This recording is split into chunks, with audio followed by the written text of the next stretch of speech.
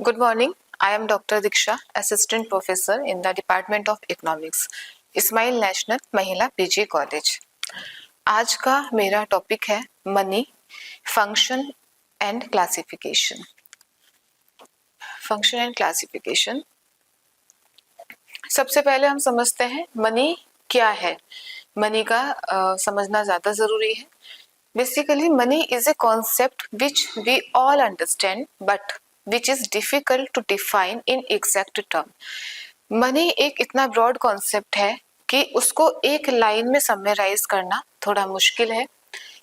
फिर भी इसको ट्राई किया गया है कुछ फेमस अर्थशास्त्री जिन्होंने अपने शब्दों में इसको बताने की कोशिश की है। Money is a medium of exchange making it easy for people to buy and sell goods and services. Money क्या है? Money is a medium of exchange, वस्तुओं को आदान प्रदान करने का एक मीडियम है। Making it easy for people to buy and sell, वस्तुओं को खरीदना और बेचना इसके माध्यम से इजी हो जाता है। वस्तुएं और सेवाएं दोनों ही, उनको खरीदना और बेचना दोनों ही इजी हो जाता है जब हम मनी टर्म्स में ट्रांजैक्शन करते हैं। Money has been defined differently by different economics. Money को डिफरेंट इकोनॉमिक्स ने अपनी अपनी अलग अलग भाषा में डिफाइन किया है। ब्रॉडली इनको 3 कैटेगरी में डिफाइन किया गया है। फर्स्ट है डेस्क्रिप्टिव डेफिनेशन, सेकंड है लीगल डेफिनेशन और थर्ड है जर्नल एक्सेप्टेबली डेफिनेशन। तो फर्स्ट है डेस्क्रिप्टिव डेफिनेशन में, जिसको हिंदी में वर्णनात्मक परिभाषा भी बोला जाता है। तो जैसे कोई भी चीज जो आम तौर पर लेन देन के तरीके के तौर पर मंजूर हो और साथ जो ही वैल्यू के माप और स्टोर के तौर पर काम करे।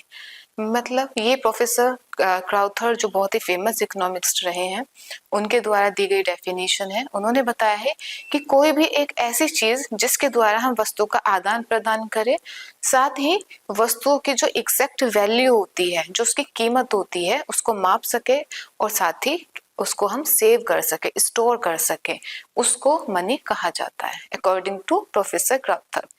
सेकेंड है पैसे को वैल्यूएशन और पेमेंट के तरीके के तौर पर डिफाइन किया जा सकता है। मींस पैसा क्या है? जो किसी वस्तु की वैल्यू बताए, कीमत बताए। और हम जब कोई चीज खरीदते हैं तो उसके बदले हम जब बदले में पैसा देते हैं, पेमेंट के तरीके के तौर पर उसको डिफाइन, जो भी चीज उस समय यूज करते हैं उसको मनी कहा जाता है। जब हम कुछ सामान खरीदते हैं उसके बदले पैसा देते हैं या एग्जैक्ट किसी वस्तु की क्या मूल्य है, क्या वैल्यू है, ये हम मनी से पता लगा सकते हैं। तीसरा है पैसा वह चीज है जो पेमेंट के तरीके के तौर पर बड़े पैमाने पर इस्तेमाल होती है और कर्ज चुकाने में आमतौर पर मंजूर होती है। ये प्रोफेसर कॉल ने दिया है ये डेफिनेशन। उनके अनुसार जैसे पैसा एक वह चीज है जो पेमेंट के तरीके के तौर पर बड़े पैमाने पर इस्तेमाल होती है। मतलब जब हम कोई चीज खरीदते हैं तो उसके बदले हम उसको जो भी पैसा देते हैं या उसके बदले जो भी सामान देते हैं, और कर्ज चुकाने में आमतौर पर मंजूर होती है। जब हम किसी से कुछ उधार लेते हैं, पैसा वगैरह कुछ भी उधार लेते हैं तो पेमेंट किस फॉर्म में करते हैं, बदले में हम उनको क्या चुकाते हैं, वो मनी है अकॉर्डिंग टू प्रोफेसर कॉल।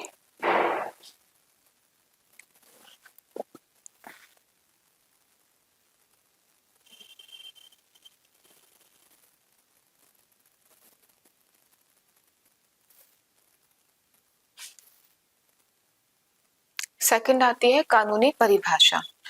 कानूनी परिभाषा में जो फेमस इकोनॉमिक्स रहे हैं प्रोफेसर नैप, उनके अनुसार कोई भी चीज जिसे सरकार पैसे के तौर पर बताती है वह पैसा है। मतलब लीगल डेफिनेशन है कि जो भी हमारी गवर्नमेंट जिस भी चीज को डिसाइड कर दे कि it's a form of money, ये मनी है, हम उसको एक्सेप्ट कर लेते हैं एज ए मनी। तो कोई भी चीज जिसे सरकार पैसे के रूप में घोषित कर दे या बता दे, यहाँ पर लीगल तरीके से जो हमारे देश की सरकार है वो डिसाइड करती है, वो घोषित करती है कि क्या चीज मनी है और क्या नहीं है। उन्होंने जिसको पैसा बता दिया हम उसको एज ए मनी कंसिडर करते हैं। सेकंड है प्रोफेसर हार्टले का मानना है कि पैसा लीगल टेंडर होना चाहिए। मीन्स जो भी हम मनी वगैरह ट्रांजेक्शन करते हैं, जो भी चीजें ले आदान प्रदान करते हैं, खरीदते हैं, बेचते हैं, उसकी जितनी भी पेमेंट होनी चाहिए वो एक लीगल वे में होनी चाहिए, लीगल प्रोसेस में होनी चाहिए, जो हमारे देश की सरकार डिसाइड करती है। तीसरा है आमतौर पर स्वीकार की जाने वाली परिभाषा। आमतौर पर मतलब जो जनरली सारे ही लोग उसको एक्सेप्ट कर लेते हैं। पैसा वह चीज है जो आमतौर पर इस्तेमाल होती है और लेन देन के तरीके या वैल्यू के स्टैंडर्ड के तौर पर आमतौर पर स्वीकार की जाती है। मतलब पैसा एक वो चीज है जो आमतौर पर हम लोग सभी यूज करते हैं और लेन देन के तरीके या वैल्यू के स्टैंडर्ड के तौर पर जो हम सामान खरीदते हैं, बेचते हैं, आदान प्रदान करते हैं, उसके लिए हम किस चीज का यूज करते हैं? मनी का। Money as a medium of exchange for a commodity. So value के स्टैंडर्ड मीन्स वस्तु का मूल्य का पता लगाना हम इसको इजीली कर पाते हैं प्रोफेसर कैंट्स के अनुसार। नेक्स्ट है D.H. रॉबर्टसन ने पैसे को कोई भी चीज जो सामान के पेमेंट या दूसरी तरह की बिजनेस जिम्मेदारियों को पूरा करने में बड़े पैमाने पर स्वीकार की जाती है, उसको उन्होंने मनी बताया है। प्रोफेसर एच रॉबर्टसन ने कि कोई भी ऐसी चीज जो जिसके द्वारा हम पेमेंट करते हैं, अपना बिजनेस चलाते हैं और एक बड़े लेवल पर एक्सेप्ट किया जाता है कि ये चीज मनी है और हम इसको इस फॉर्म में अपनी सारी ट्रांजैक्शन करेंगे। नेक्स्ट है पैसा वह चीज है जिसे आमतौर पर सामान और सर्विस के पेमेंट या कर्ज चुकाने में स्वीकार किया जाता है। मींस पैसा एक ऐसी चीज है जो हम कोई भी आमतौर पर सामान और सर्विस के पेमेंट, मतलब सामान लिया और उसके बदले जो हमने पेमेंट किया या किसी से कर्ज लिया तो उसके बदले हमने जो पैसा दिया उसको जनरली एक्सेप्ट किया जाता है, स्वीकार किया जाता है, according to professor E मिशकेन।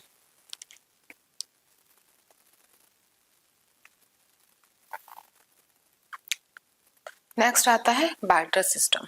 Money के आने से पहले हमारे देश में बार्टर सिस्टम लागू होता था। बार्टर सिस्टम होता क्या है, उसका मीनिंग है पैसे के आने से पहले सामान और सर्विस के सीधे लेन देन के आधार पर लेन देन होता था। मतलब वस्तु के बदले वस्तु बदली जाती थी, इसे बार्टर कहते थे। बार्टर में किसी सामान के बदले दूसरे सामान की कुछ मात्रा का सीधा लेन देन होता है, जैसे सामान के बदले सामान के मामले में, या एक घोड़े को 3 गाय के बदले एक घोड़े को 1 गाय के बदले बदला जाना, या 3 भेड़ को 4 बकरियों के बदले जाना। इस टाइम पर हमारी मार्केट में पैसा नहीं था, मनी इंट्रोड्यूस नहीं हुई थी, तो उस समय हम लोग अपनी आवश्यकता कैसे पूरी करते थे? वस्तु के बदले वस्तु का आदान प्रदान करके। लेकिन वहां इस सिस्टम में बहुत सारी प्रॉब्लम्स आई। ट्रेडिंग गुड्स और सर्विस बिटवीन 2 और more parties without the use of money. जब बिना पैसों के 2 या 2 से अधिक लोगों के बीच में सामान का आदान प्रदान किया जाता है और तो उसको हम बार्टर सिस्टम कहते थे। लेकिन इस सिस्टम में इतनी सारी प्रॉब्लम्स आई कि उसके बाद में मार्केट में मनी इंट्रोड्यूस होना जरूरी था। Difficulties of barter. Difficulties, problems क्या रही? बार्टर सिस्टम जो आया कि वस्तु के बदले वस्तु ली जा रही हैं, तो उस समय हमारे सामने बहुत सारी समस्याएं उत्पन्न हो गई। अब उन समस्याओं में क्या क्या था? Lack of double coincidence of wants. For example, एक व्यक्ति है और एक व्यक्ति को एक समय पर 2 चीजों की आवश्यकता है और जबकि उसके पास देने के लिए कोई एक ही चीज है। तो उस समय क्या होता था कि पहले हमको ऐसे व्यक्ति ढूंढना होता था कि जिसके पास वो सामान अवेलेबल हो जो हमको चाहिए। फिर अब हम उसको दें कैसे, उसको उस एग्जैक्ट उसकी वैल्यू कैसे पता करें? लेने देने में बड़ी प्रॉब्लम होती थी।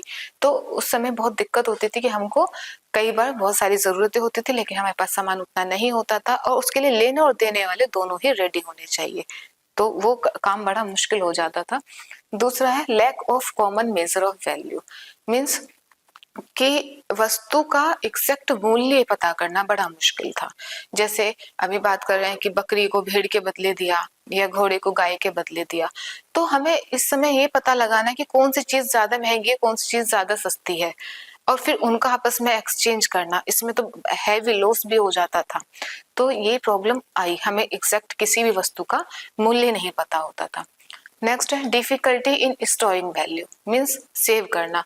हम जो ये हमारे पास वस्तुएं होती थी, हम इसको एक बहुत लंबे समय तक होल्ड नहीं कर सकते थे, सेव नहीं कर सकते थे, क्योंकि प्रॉब्लम्स आती थी, चीजें खराब हो जाती थी।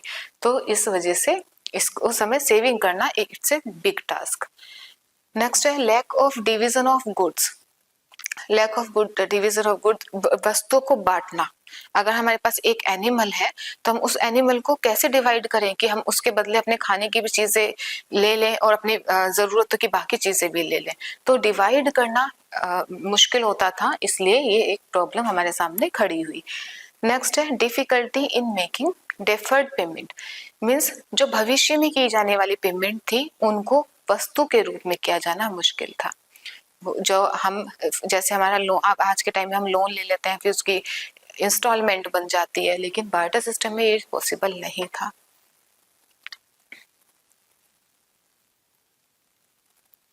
Barter system and money, what is difference between barter system और मनी, दोनों में क्या क्या चीजें अलग थी। फर्स्ट है हमारा विनिमय प्रणाली की कमी और दूसरा है मुद्रा का वह कार्य जो इस कमी को दूर कर सकता है। जब हमारे बार्टर सिस्टम में बहुत सारी प्रॉब्लम्स आ गई थी तो उसको दूर करने के लिए मार्केट में मनी इंट्रोड्यूस हुई। अब मनी ने ऐसा क्या काम किया जो हमारे बार्टर सिस्टम में नहीं हो पा रहा था। फर्स्ट है विनिमय प्रणाली की कमियां, आवश्यकताओं के दोहरे संयोग का अभाव, मतलब कि हम जो डबल हमारी जरूरतें होती थी हम उनको कैसे पूरा करते। उसी के सामने फिर मुद्रा का कार्य था कि इन्होंने विनिमय के माध्यम के रूप में यूज किया, मतलब हम वस्तु जब लेते हैं या देते हैं तो हम उसको मनी फॉर्म में ट्रांजैक्शन करते हैं। दूसरा है मूल्य की इकाई का अभाव, मूल्य की इकाई मतलब कि हम वैल्यू नहीं पता लगा पाते थे कि क्या वैल्यू है, किस चीज की कितनी कीमत है, जो कि मनी के आने पे पॉसिबल हो पाया। मनी से हमें एग्जैक्ट पता चलता है कि कौन सी चीज कितने रुपए की है, फिर हम उसको बदले उतने ही पेमेंट करते हैं। तीसरा है स्थगित भुगतान के मापक का अभाव, मतलब फ्यूचर में की जाने वाली जो पेमेंट थी उनको कैसे हम पता लगाते, वस्तु के रूप में तो वो पॉसिबल नहीं हो पा रहा था, जो कि मुद्रा के फॉर्म में हमारा इजीली हो पाया। नेक्स्ट है मूल्य के संचय का अभाव, मतलब कि वस्तुओं को संयोग सेव करना मुश्किल होता है as comparative to money. Money को हम इजीली होल्ड कर सकते हैं, बैंक में रख सकते हैं, घर में रख सकते हैं, शेयर मार्केट में लगा सकते हैं, जिसको हम इन फ्यूचर भविष्य में भी यूज कर सकते हैं। हस्तांतरण में कठिनाई, मतलब कि ट्रांसफर एक जगह से दूसरी जगह लेके जाना बार्टर सिस्टम में बड़ा मुश्किल था। कोई भी कमोडिटी आपको एक स्थान से दूसरे स्थान में लेके जाना है, उसमें आपको टाइम चाहिए, पैसा चाहिए, कॉस्ट लगती थी काफी, जबकि मनी के आने से ये काम बहुत ईजी हो गया है। आज के टाइम में हम यहीं बैठे पेमेंट कर सकते हैं, तो उसमें ना ही टाइम लगता है ना ही पैसा लगता, समय लगता है। इसमें टाइम भी लगता था और पैसा भी लगता था। तो ये कुछ प्रॉब्लम से बार्टर सिस्टम में जो आके मनी ने रिकवरी की, कंप्लीट किया, ठीक किया उन कमियों को।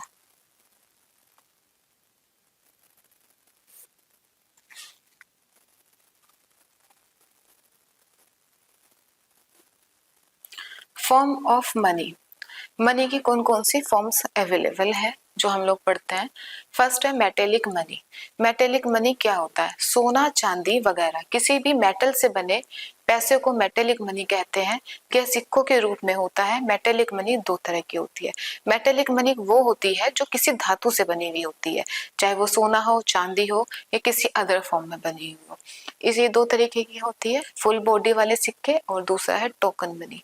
फुल बॉडी वाले सिक्के कौन से होते हैं, जब सिक्के की फेस वैल्यू उसमें मौजूदा मेटल की वैल्यू के बराबर होती है।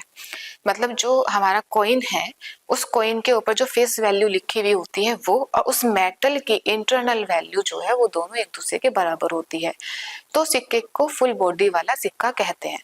पुराने जमाने के सोने और चांदी के सिक्के फुल बॉडी वाले सिक्के का ही उदाहरण है।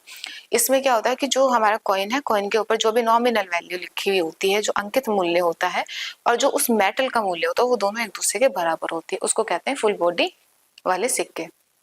नेक्स्ट है टोकन मनी। टोकन मनी क्या है, जब किसी सिक्के की फेस वैल्यू उसमें मौजूद मेटल की वैल्यू से ज्यादा होती है तो उसे टोकन मनी कहते हैं। हमारे देश में सभी सिक्के टोकन मनी वाले ही हैं। जिस इसका मतलब है जो हमारे पास कॉइन है, जो रुपया है, उसके ऊपर फेस वैल्यू ज्यादा लिखी हुई होती है जबकि उसकी मेटेलिक वैल्यू कम होती है। टोकन मनी में बहुत आर डिफरेंट होता है कि मेटेलिक वैल्यू अलग है और उसके ऊपर जो नॉमिनल जो अंकित मूल्य है वो उससे ज्यादा होता है। फुल बॉडी में दोनों एक दूसरे के बराबर होते हैं। सेकंड आता है पेपर मनी। पेपर मनी का मतलब है कागज से बने अलग अलग कीमत के नोट जो देश का सेंट्रल बैंक या सरकार जारी करती है। पेपर मनी को इन तरह से बांटा जा सकता है। पेपर मनी जो कागज से बनती है, जो हमारे देश का आरबीआई या सेंट्रल बैंक इशू करता है, ये 3 तरीके की होती है। रिप्रेजेंटेटिव मनी, रिप्रेजेंटेटिव मनी होती है वो, रिप्रेजेंटेटिव मनी वह मनी है जो पूरी तरह से बराबर मेटेलिक रिजर्व से बैक्ड होती है। बैंक नोट रखने वाला इसे आसानी से डिमांड पर मेटेलिक रूप से बदला जा सकता है। मतलब जो रुपए इशू होते हैं उसके बराबर बैकअप में उतना सोना या चांदी रखा जाता है और अगर आवश्यकता पड़ जाए तो उस सोने या चांदी को उसमें कन्वर्ट किया जा सकता है। नेक्स्ट है कन्वर्टिबल मनी। यह पैसे का वह रूप है जिसे सोना चांदी यानी मेटेलिक रिजर्व में बदला जा सकता है, लेकिन सरकार द्वारा जारी किए गए ये सभी नोट पूरी तरह से सोने से बैक्ड नहीं होते। इसके पीछे जो सोना चांदी रखा जाता है वो पूरे तरीके से उतना नहीं रखा जाता है। सरकार द्वारा रखे गए सोने की मात्रा जारी किए गए नोटों का एक खास हिस्सा होती है। उसमें क्या हो, जितना भी सोना चांदी रखा जाता है जरूरत पड़ने पर उसको पूरी तरीके से कन्वर्ट किया जा सकता है। इसको नहीं किया जा सकता क्योंकि उसमें उसके बैकअप में उतना गोल्ड या चांदी नहीं रखा जाता। नेक्स्ट आता है इन कन्वर्टिबल मनी या फिएट मनी। इन कन्वर्टिबल या फिएट मनी वह मनी है जो हमारी जेब में होती है और हम रोजाना के कामों में इस्तेमाल करते हैं। ऐसे पैसे की फेस वैल्यू कागज की कीमत से ज्यादा होती है, जो हम रोजमर्रा अपनी आवश्यकताएं पूरी करते हैं। बैंक मनी, तीसरा है बैंक मनी। यह मनी का सबसे मॉडर्न रूप है। इस मनी को क्रेडिट भी कहा जाता है। इसमें सिर्फ ये चीजें शामिल होती हैं जैसे चेक, बिल ऑफ एक्सचेंज और ड्राफ्ट। चेक एक क्लाइंट का अपने बैंक को बिना किसी शर्त के दिया गया ऑर्डर होता है कि वह उसे या किसी और पार्टी को एक तय रकम दे दे। जिसका अकाउंट है वो व्यक्ति अपना एक ऑर्डर देता है कि इतने रुपए हम दूसरे पार्टी को देने के लिए तैयार हैं। दूसरा bank of exchange, bill of exchange. Bill of exchange drawer या ड्राई के दिया गया ऑर्डर होता है कि वह ड्रॉअर को या किसी और पार्टी को एक तय रकम दे दे। इसमें भी यही होता है कि पर्टिकुलर एक अमाउंट डिसाइड कर देता है कि इतना हम देने के लिए रेडी है। ड्राफ्ट एक चेक होता है जो बैंक अपनी ब्रांच या किसी दूसरे बैंक की ब्रांच से निकालता है, जिसमें उससे कहा जाता है कि वह उस पर लिखे व्यक्ति को एक तय रकम दे दे। ये इसी का ही एक फॉर्म है। Functions of money. Functions of money को हमने 3 कैटेगरी में डिवाइड किया है, प्राइमरी, सेकेंडरी और कॉन्टिजेंट। प्राइमरी हमारी जो है medium of exchange, measure of value, जो मोस्ट इंपोर्टेंट होते हैं। Secondary store of value, transfer of value, standard of deferred payment. Contingent का मतलब होता है distribution of national income, equating of marginal unit utilities, basis of credit और liquidity to wealth, जिसको हम डिटेल में आगे बताएंगे। फंक्शंस ऑफ मनी में प्राइमरी फंक्शन है, the 2 primary function of money are to act as a medium of exchange and as a unit of value.